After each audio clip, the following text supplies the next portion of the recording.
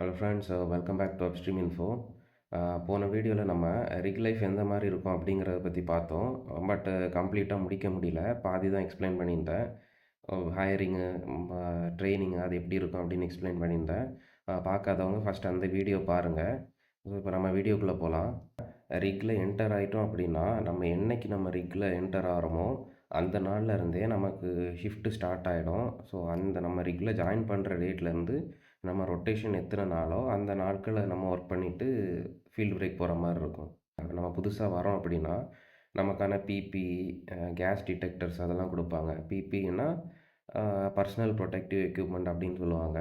So இதில் கவரால், hard hat, safety shoe, gloves இந்த மாதிரியான விஷயங்கள்லாம் வரும்.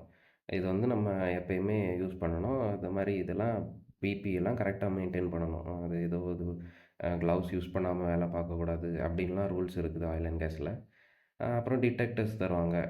சைட்டுக்கு ஏற்ற மாதிரி உங்களோட ரிக்கில் என்னென்ன ரிஸ்க் இருக்கோ அதுக்கு ஏற்ற மாதிரியான டிடெக்டர்ஸ் நமக்கு தருவாங்க. அதுவுமே நம்ம இப்போ 24/7 யூஸ் பண்ணுற மாதிரி தான் இருக்கும். இப்போ நம்ம ஒர்க் டைமிங்கை பற்றி பார்க்கலாம்.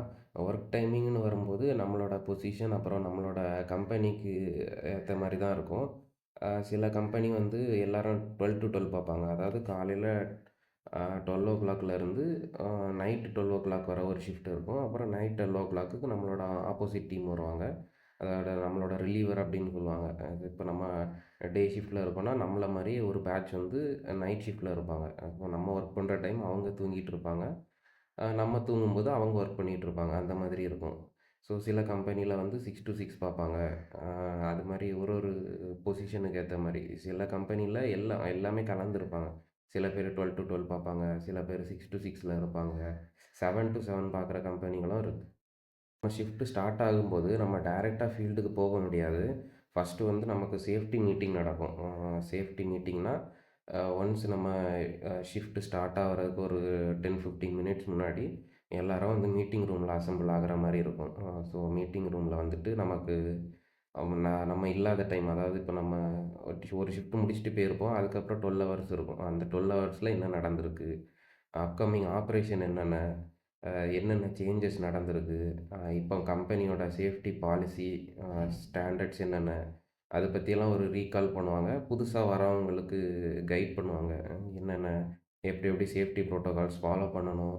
அந்த மாதிரி வந்து நமக்கு எஃப்எஸ்சி, ரிக் மேனேஜர் எல்லாருமே இருப்பாங்க. அவங்க வந்து நமக்கு எக்ஸ்பிளைன் பண்ணுவாங்க. ஸோ இது வந்து மேண்டேட்டரி. ரிக்கில் யார் உள்ளே வந்தாலும் போனாலும் இந்த சேஃப்டி மீட்டிங் சைட்டுக்கு வர்றதுக்கு முன்னாடி கண்டிப்பாக மேண்டேட்ரியாக அட்டெண்ட் பண்ணியே ஆகணும். சேஃப்டி மீட்டிங் முடிஞ்சதுக்கப்புறமா நம்ம சைட்டுக்கு போவோம். சைட்டுக்கு போகும்போது நம்மளோட ரிலீவர் இருப்பாங்க. அதாவது நான் ஏற்கனவே சொன்னேன் இல்லையா? ஸோ நம்மளோட ஆப்போசிட் டீமில் இருக்கிறவங்க. ஸோ அவங்க ஒர்க் பண்ணிகிட்ருப்பாங்க. ஸோ நம்ம அவங்கள ஸ்பாட்டுக்கு போய் தான் ரிலீவ் பண்ணுற மாதிரி இருக்கும். ஸோ ரிக்கை பொறுத்த வரைக்கும் கண்டினியூவாக ஒர்க் நடந்துக்கிட்டே இருக்கிறனால அவங்களால அந்த ஸ்பாட்டை விட்டு போக முடியாது. நம்ம எப்போ அந்த ஸ்பாட்டுக்கு போய் அவங்கள ரிலீவ் பண்ணுறோமோ அப்போ தான் அவங்க வந்து அவங்களோட டியூட்டி முடிச்சுட்டு கிளம்புற மாதிரி இருக்கும். ஸோ அதுவுமே நம்ம போனோன்னே வந்து ஜாப் ஸ்டார்ட் பண்ண முடியாது. ஸோ அவங்ககிட்ட நம்ம பேசணும்.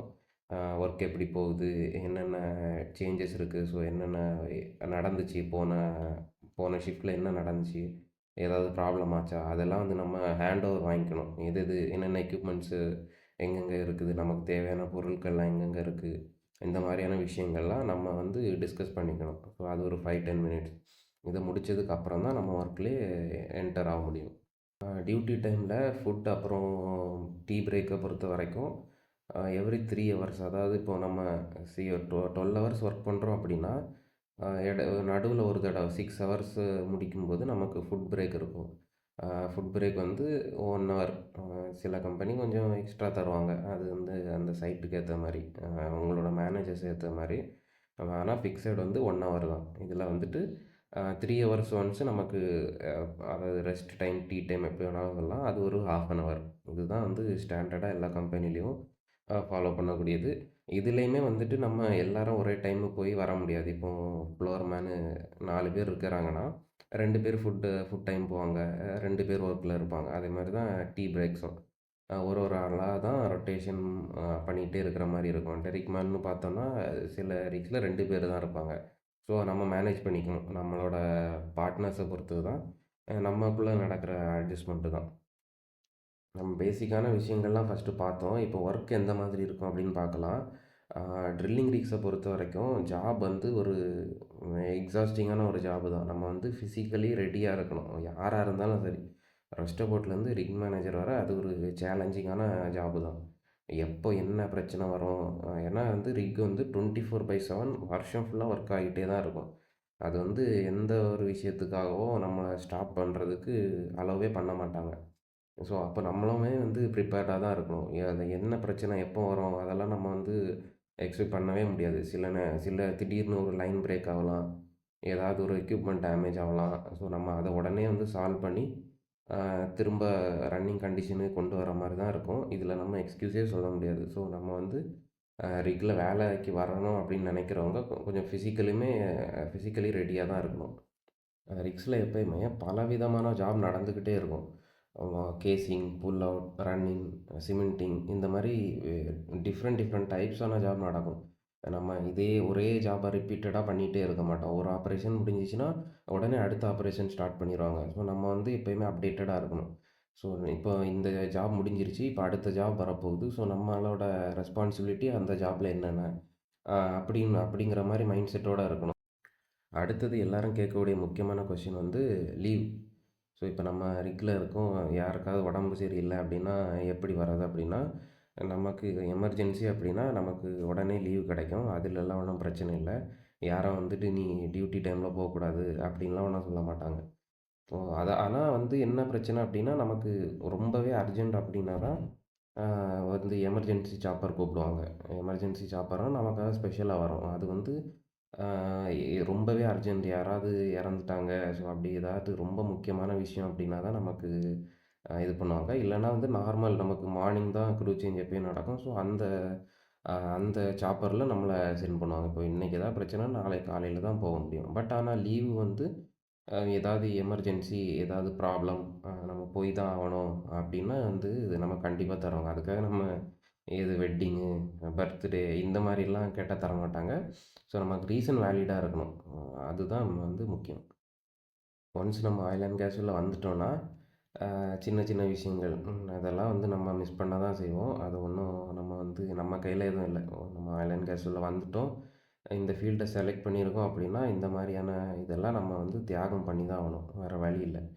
எ முக்கியமான ஈவெண்ட்ஸ் வந்து நம்மளால அட்டெண்ட் பண்ண முடியாம கூட போகலாம். சில டைம் அதாவது முக்கியமான நேரங்கள்ல அ வந்து நமக்கு ஸ்பாட்ல நம்ம பொசிஷன்ல வேற யாரும் இல்ல.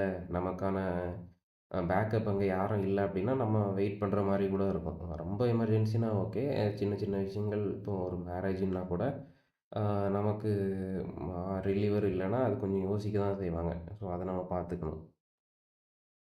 லாஸ்ட்டா வந்து நம்ம கரியர் ஆப்பர்ச்சுனிட்டி பார்ப்போம். கரியர் ஆப்பர்ச்சுனிட்டி வந்து ட்ரில்லிங் ரிக்ஸை பொறுத்தவரைக்கும் நெறையவே சான்சஸ் இருக்கு. நம்ம ட்ரில்லிங் லைன்ல தான் அப்படின்னு இல்ல. சர்வீஸ் ப்ரொவைட் பண்ணக்கூடிய கம்பெனிஸ் நெறைய இருக்கு. சர்வீஸ் கம்பெனி அப்படின்னு சொல்லுவாங்க.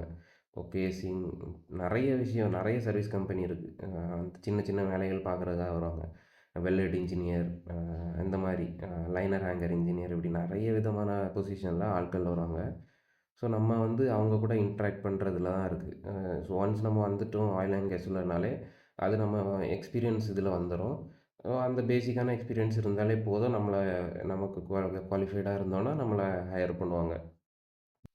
இதுவரை நான் எக்ஸ்ப்ளைன் பண்ணியிருக்கிறது, பேசிக்கா ஆயில் அண்ட் கேஸ் உள்ள வரவங்களுக்கு போதும். ஹெல்ப்ஃபுல்லா தான் இருக்கும். இனிமே நீங்க உங்களோட ஓன் எக்ஸ்பீரியன்ஸ் தான். நீங்க வரும்போது உங்களோட அனுபவம் அது ஒரு வித்தியாசமா இருக்கும். இதில உங்களுக்கு ஏதாச்சும் டவுட்ஸ் இருக்குது அப்படின்னா கமெண்ட் பண்ணுங்க. ஸோ ஃப்யூச்சரில நான் அடுத்த வீடியோ போடும்போது யூஸ்ஃபுல்லா இருக்கும். என்னென்ன டாபிக்ஸில உங்களுக்கு வீடியோ வேணும் அப்படிங்கிறதையும் சொல்லுங்க. நெறைய பேர் வந்து ரெஸ்ட் அபவுட் ஜாப் பத்தி எக்ஸ்ப்ளைன் பண்ணுங்க அப்படின்னு சொல்லியிருக்கீங்க. ஸோ அப்கமிங் வீடியோ அத பத்தி பண்ணலான்னு இருக்கிறேன். உங்களுக்கு ஏதாவது ஐடியா, உங்களுக்கு ஏதாவது டவுட்ஸ் இருக்குனாலும் போடுங்க. நான் அதுக்கேத்த மாரி வீடியோ பண்றேன்.